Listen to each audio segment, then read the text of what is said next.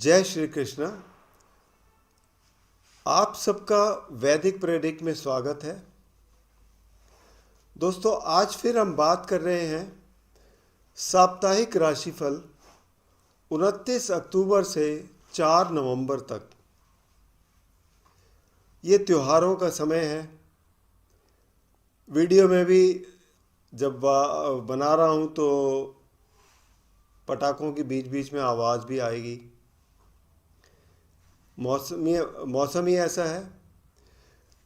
अब यहाँ पे इस सप्ताह में कुछ खास जो चीज़ें हैं वो मैं आपको बता देता हूँ।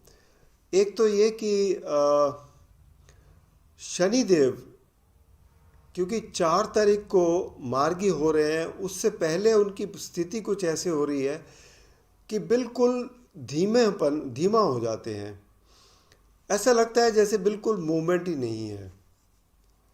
और शनिदेव कालपुरुष कुंडली के कार्य क्षेत्र के स्वामी हैं, लाभ स्थान के स्वामी हैं, तो सभी राशियों पर इनका असर पड़ेगा। दूसरा, चंद्र अपना गोचर जो है वो शुरू कर रहे हैं मेष राशि से, और शुक्र भी राशि परिवर्तन करेंगे 3 तारीख को। तो यही बड़े बदलाव हैं। तो आइए देखते हैं इनमें क्या होता है कि सभी राशियों के लिए जब हम बात करते हैं तो बहुत सी अच्छी बातें भी होती हैं ग्रहों के हिसाब से, जिसको आप एंजॉय करते हैं, और बहुत सी कई ऐसी चीज़ें भी होती हैं जहाँ पर थोड़ा आपको सावधानी रखने की ज़रूरत होती है, और वही हम बताते हैं आपको, जो आपके लिए बहुत ही महत्वपूर्ण होती हैं। तो ध्यान से सुनिए शुरू से लेके अंत तक, ताकि आपको अपनी राशि के बारे में जो भी आपको जानना है उस पर आप उसी हिसाब से अपने प्रोग्राम कर सकें, अपने प्लानिंग कर सकें। तो आइए शुरू करते हैं। सबसे पहले मेष राशि के। मेष राशि के स्वामी मंगल हैं, जो कि 7वें घर में बैठे हुए हैं, और दृष्टि है आपकी राशि पर, मजबूती देते हैं आपको। तो आपके ऊर्जा काफ़ी रहती है, स्वास्थ्य आपका अच्छा रहता है, लोग आपसे जुड़ने की कोशिश करते हैं, और आप काफ़ी डिसिप्लिन तरीके से अपना इस सप्ताह काम करते रहेंगे।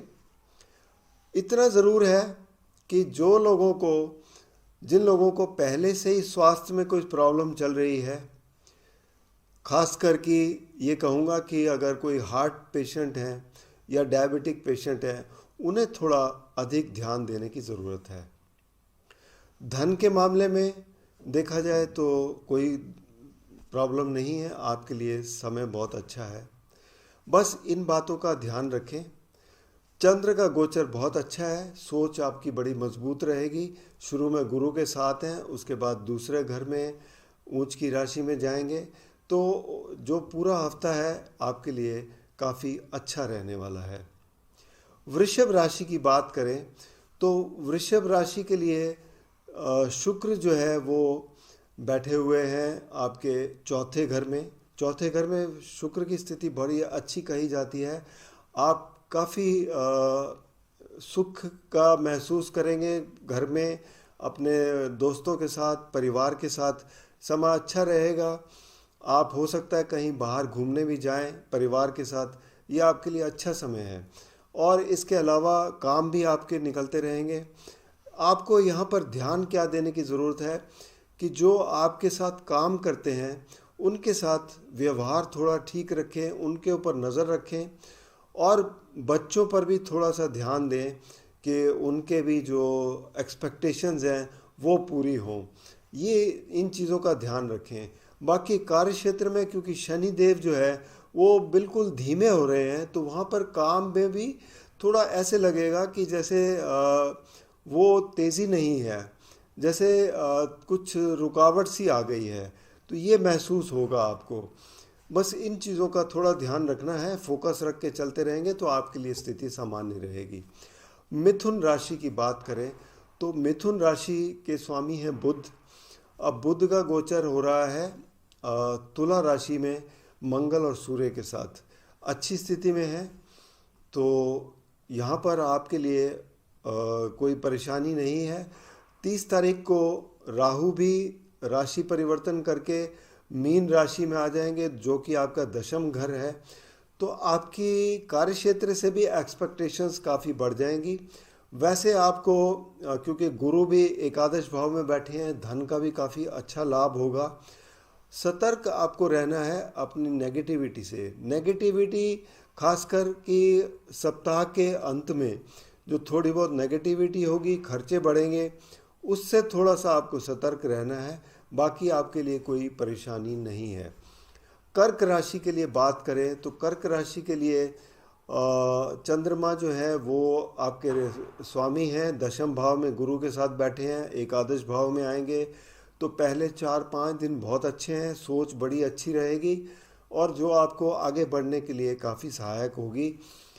हाँ, सप्ताह के अंत में जब चंद्र 12वें घर में आएंगे तो हो सकता है थोड़े से खर्चे हो, स्वास्थ्य पर थोड़ा ध्यान देना पड़े।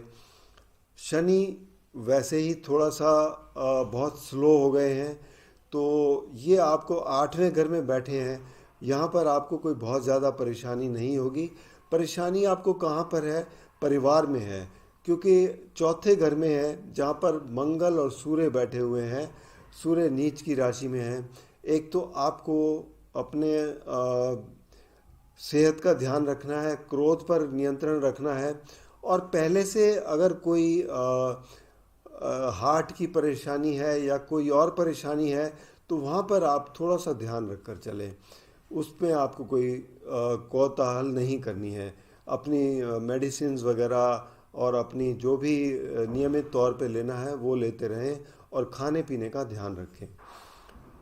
सिंह राशि की बात करें तो सिंह राशि के स्वामी हैं सूर्य, जो कि तुला राशि यानी तीसरे घर में बैठे हैं अपनी नीच राशि में। तो यहाँ पर क्या होता है कि आपकी राशि पर शुक्र बैठे हैं, तो आपस में राशि परिवर्तन भी है, लेकिन फिर भी जब नीच राशि में होते हैं तो कोई ना कोई परेशानी देते हैं। तो आपको एक तो अपना सेल्फ कॉन्फिडेंस बनाए रखना है, क्योंकि आपके आत्मविश्वास में थोड़ी सी कमी हो सकती है, उस बात को नज़रअंदाज ना करें। और अपने जो कार्य करने की क्षमता है उसमें पूरा जोर लगाएं काम करने में, क्योंकि वैसे मंगल बैठे हैं साथ में, मंगल काफ़ी ऊर्जा देते हैं आपको। तो यहाँ पर आपको कोई ज़्यादा परेशानी नहीं होगी, लेकिन फिर भी कहीं ना कहीं काम में कोई परेशानी आ सकती है, इस बात को ज़रूर ध्यान में रखें।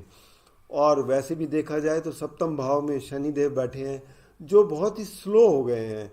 तो यहाँ पर कोई भी नई चीज़ को इनिशिएट करना इस वक्त ठीक नहीं रहेगा। इस सप्ताह के लिए आप उन नई चीज़ों को तवज्जो ना दें जो आपके लिए आगे चल के क्योंकि जब शनि मार्गी हो जाएंगे 4 के बाद तो स्थिति आपके लिए काफ़ी अच्छी हो जाएगी, जो आपको लाभ देती हुई नज़र आएगी। कन्या राशि की बात करें तो कन्या राशि के स्वामी हैं बुध, जो कि दूसरे घर में मंगल और सूर्य के साथ बैठे हैं। तो यहाँ पर आपको अपनी जो वाणी है उस पर थोड़ा सा ध्यान देना है, क्योंकि मंगल और सूर्य के साथ बैठे हुए हैं बुध आपकी वाणी में कुछ ऐसा तीखापन लाते हैं जिससे आपके रिश्ते थोड़े से खराब हो सकते हैं। बस इस बात का ध्यान रखना है। और मंगल और सूर्य की युति जो है वो धन तो देती है, लेकिन साथ में खर्चा भी अधिक करवा देती है। तो इन सब बातों को आपको देखकर चलना है। शनि देव छठे घर में बैठे हैं। अब शनि देव भी इस वक्त बहुत ही स्लो है, तो आपके जो भी शत्रु है वो थोड़ा ज़्यादा मुखर हो सकते हैं, और आपके खर्चों पर थोड़ा नियंत्रण करने की ज़रूरत है। बाकी परिस्थितियां जो हैं आपके काबू में हैं, कोई ऐसी बात नहीं है, प्रोग्रेस आपकी चलती रहेगी, धन की कोई कमी नहीं होगी। तुला राशि की बात करें, तुला राशि में इस वक्त बैठे हुए हैं मंगल, सूर्य और बुध, और आपके राशि स्वामी एकादश भाव में हैं। हालांकि आपको लाभ तो देते हैं ये, लेकिन मंगल और सूर्य की युति जो है ये आपको कहीं ना कहीं आपको थोड़ा गर्मी देती है। तो स्वभाव में आपकी तेज़ी आएगी, परेशानी आ सकती है, थोड़ा सा सर में दर्द हो सकता है, कोई बीपी के पेशेंट हैं तो वो उनको परेशानी हो सकती है।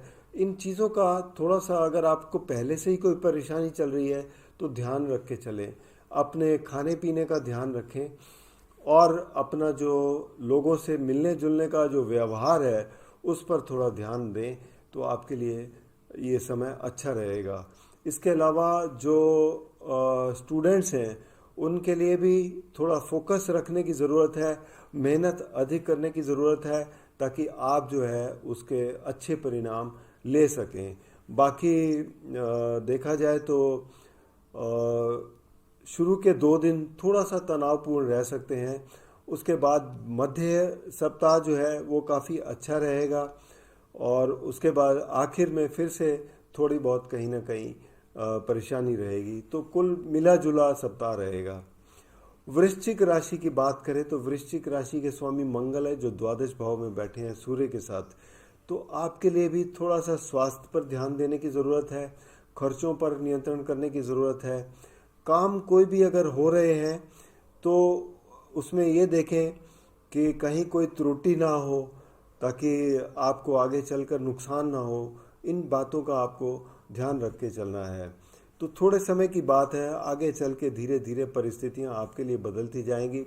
हालांकि आपके ऊपर ढैया भी चल रही है, चौथे घर में शनि बैठे हैं लेकिन बहुत ही स्लो हो गए हैं, और यहाँ पर शनि देव कोई आपको ज़्यादा परेशान नहीं करेंगे। वैसे देखा जाए तो राहु भी जो है आपके पंचम भाव में बैठे हैं। अब यहाँ पर आपके लिए आपकी सोच जो पर ये काबू करते हैं, आपके विवेक पर काबू करते हैं। तो अपनी एम्बिशंस जो है उसको कंट्रोल करके चलिए, और जो आपको ठीक लगता है उसको ध्यान में रखते हुए वैसे कदम बढ़ाइए। धनु राशि की बात करें तो धनु राशि के लिए स्वामी गुरु जो है वो पंचम भाव में बैठे हैं, और धनु राशि पर दृष्टि भी है। आपके लिए समय बहुत अच्छा है, आप आगे बढ़ते हुए नजर आएंगे। और साथ ही में एकादश भाव में भी जो है दो क्रूर ग्रह बैठे हैं बुध के साथ, मंगल, सूर्य और बुध। तो ये भी आपको लाभ दे रहे हैं। और राहु जो है चौथे घर में बैठे हैं, जो कि आपकी परिवार में जो एम्बिशंस हैं उनको बढ़ाते हैं। तो उनके परिवार वालों की भी जो एम्बिशंस, उनको देखते हुए उनके जो एक्सपेक्टेशंस हैं उनको पूरा करेंगे आप। वैसे ओवरऑल देखा जाए तो आपके लिए इस सप्ताह प्रोग्रेस दिखाई दे रही है, और धन में भी आपको लाभ मिलता हुआ नजर आएगा। मकर राशि की बात करें तो मकर राशि के स्वामी हैं शनिदेव। शनिदेव क्योंकि बहुत ही स्लो हो रहे हैं धन भाव में, तो आपको ज़रूरत यह है कि आपको धैर्य रखने की ज़रूरत है। वैसे आपके लिए चीज़ें बहुत अच्छी चल रही हैं, कोई परेशानी नहीं है, लेकिन बस यही है कि ऐसा लगता है कि कहीं ना कहीं कुछ रुक सा भी रहा है। तो ये एक सप्ताह की बात है, उसके बाद धीरे से आपके लिए अगले सप्ताह से आप परेशानियां जो है आपकी दूर होती नज़र आएंगी, और काफ़ी बड़े लाभ की ओर बढ़ेंगे। बस ये सप्ताह है, आपको थोड़ा ध्यान रखना है। जहाँ तक बात करूँ आपके कार्य क्षेत्र की, तो कार्य क्षेत्र में आप पूरे निष्ठा से, पूरी ऊर्जा के साथ आप काम कर रहे हैं, और यहाँ कोई आपकी परेशानी नहीं है। सिर्फ एक बात का ध्यान रखें, अपने सीनियर्स के साथ उनकी तालमेल बनाकर चलें। उनके साथ कोई भी ऐसा चीज़ ना हो कि कोई डिफरेंसेस आए, क्योंकि सूर्य बैठे हैं नीच राशि में, तो इस बात का आपको असर पड़ सकता है। सरकारी कामों में भी हैं तो उन पर भी आपको थोड़ा एक्स्ट्रा फोकस करके चलने की ज़रूरत है। बस इन चीज़ों का ध्यान रखेंगे तो आपको लाभ ही मिलता नज़र आएगा। कुंभ राशि की बात करें, कुंभ राशि के स्वामी है शनि। शनि यहीं पर बैठे हुए हैं, स्लो हैं बहुत ही। तो आपके लिए भी स्थिति कुछ ऐसी है कि काम थोड़े से धीरे हो गए हैं, आगे नहीं बढ़ रहे। तो ऐसी स्थिति लगेगी ये इस सप्ताह, क्योंकि जब शनिदेव क्योंकि वक्री चल रहे थे, अब जब वक्री के बिल्कुल आखिर में आते हैं तो ऐसा लगता है कि बिल्कुल जैसे आप कोई गाड़ी चला रहे हो और आपको मुड़ना हो, तो गाड़ी को आप धीमे कर देते हैं बिल्कुल, और धीरे से वो मुड़ते हैं। वैसे ही शनि देव का भी ऐसे ही चाल है कि वो बहुत धीमे हो गए हैं, बिल्कुल स्लो मोशन है, तो आपके कार्य भी बिल्कुल धीमे से हो गए हैं। तो इसमें कोई परेशानी लेने की बात नहीं है। आगे जब जैसे ही मार्गी होंगे स्पीड पकड़ेंगे और आपके कामों में भी वैसे ही स्पीड आएगा और आपको चल के आगे बहुत लाभ देते हुए नज़र आएंगे। बस थोड़े दिन की बात है। और जहाँ तक ये बताऊं कि दूसरे घर में आपके राहु 30 तारीख को आ रहे हैं और गुरु वैसे भी बैठे हुए हैं तीसरे घर में। आप अपने बुद्धि से, आप अपने ज्ञान से आगे बढ़ते हुए नज़र आएंगे। तो कुल मिलाकर देखा जाए तो आपके लिए कोई बहुत बड़ी परेशानी नहीं है, बस आपको धैर्य रखने की ज़रूरत है। मीन राशि की बात करें तो मीन राशि के स्वामी गुरु हैं जो कि दूसरे घर में बैठे हैं और मीन राशि में राहु आ जाएंगे 30 तारीख को। तो आपकी एम्बिशंस और बढ़ेंगी। लेकिन एक चीज़ है, एम्बिशंस होना एक बात है, लेकिन ओवर कॉन्फिडेंस होना वो अलग बात है। तो उन दोनों का तालमेल बनाकर रखिएगा 30 तारीख के बाद, क्योंकि 29 तारीख से ये सप्ताह शुरू हो रहा है, दूसरे दिन से राहु आ जाएंगे यहाँ पर। तो बस इन बातों का थोड़ा ध्यान रखना है। धन की कोई कमी नहीं है आपके। और बाकी जहाँ तक देखूँ, छठे घर में मंगल, सूर्य और बुध बैठे हुए हैं तुला राशि में, सॉरी 8वें घर में। तो यहाँ पर क्या है कि आपको ध्यान रखना है किस चीज़ का, ड्राइविंग करते हैं उसका ध्यान रखना है, अपने निवेश करना है उसका ध्यान रखना है। और कई बार क्या होता है, कोई अचानक सी कोई चीज़ें ऐसी होती हैं, तो कोई भी ऐसा फैसला लेना हो तो सलाह यही रहेगी कि अपने किसी सीनियर से, कोई गुरु हो, उनसे सलाह लेके काम करें तो आपके लिए अच्छा रहेगा। तो ये था 12 राशियों के लिए ये साप्ताहिक राशिफल। अगर आपको कोई व्यक्तिगत रूप से कोई समस्या है तो आप नीचे दिए गए नंबर पे संपर्क करके अपनी कुंडली का विश्लेषण करवा सकते हैं।